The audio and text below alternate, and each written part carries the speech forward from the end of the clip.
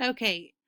This next website that I went to was edteacher dot edtechteacher.org. That's ed and then techteacher.org. So what that looks like when you get there, it has a screen, and then if you scroll down, it has all their upcoming events. But what I found really helpful was where I clicked on what we recommend. I was struggling to find for my classroom or for our school applications that fit for iPads and Chromebooks.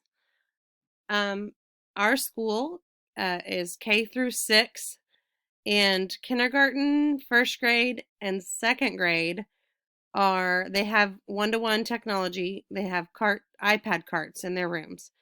And 3 through 6 is one-to-one technology with Chromebook carts in their room. So we faced the battle of finding tools when we're doing professional development that work for both. So this website really helped me. Um, there's Google Guides, and that works if you're in a breakout session for your 3rd through 6th grade teachers. And then there's iPad tools, which works perfectly for our kindergarten through 2nd grade teachers. But what I really found the most beneficial when I was looking for both was this app and tech tool guide. I hit browse, and then you simply scroll down, and it has a drop down learning activity. So, say you want to, there's a lot of different choices here. Um, the only thing I really didn't see very much of was anything for social emotional. There's really a lot of editing, presentations, math, ELA, the other core subjects, and even facilitating your classroom workflow, mirroring device to screens, just lots of different tools there, especially I think for high school teachers. This would really be good for like the note taking and the sketch noting, and just being able to know, like, based on what devices your kids have, if they're allowed to have technology. You can click then over here, and you can click on what your students have. So there's Android, iPad, Chromebook, and laptops. The only thing I did not like about it is it doesn't say um, iPhone. But I did find that if anything was iPad friendly, obviously it was an Apple product, so it worked for iPhones. Um, so I'm just going to go click something different. Let's go with, um,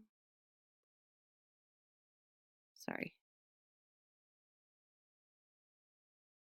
have a virtual experience.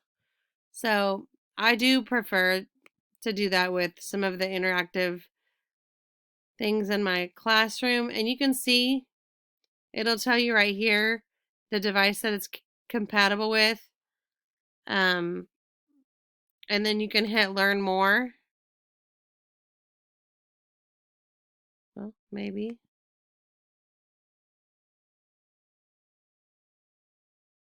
And then it will bring you to the site that the kids would see. So for teachers, students, and history explorers.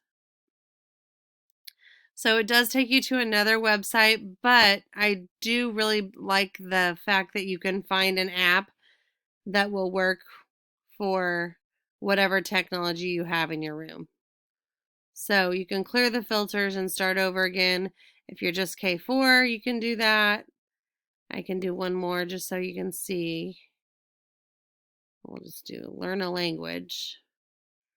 And then it gives you different tools there. So Duolingo, it does both. It can be on a laptop on Chrome, and it can um, work for those. Let me see real fast. I do struggle sometimes with finding um, applications that are compatible for both, because the software running them is completely different. So the struggle is they're coded and built completely different based on the operating systems. So finding ones that link and are free is actually really hard. So I use this site a lot because you can see Evernote on iPads, this setup looks a lot different than the one below it, Evernote on Chrome. So you really just have to search and find what's good for you. So it kind of has to be, I don't know, scripted for your audience. And so if your school has multiple different uses, this is something you could use. So I really found this beneficial for me.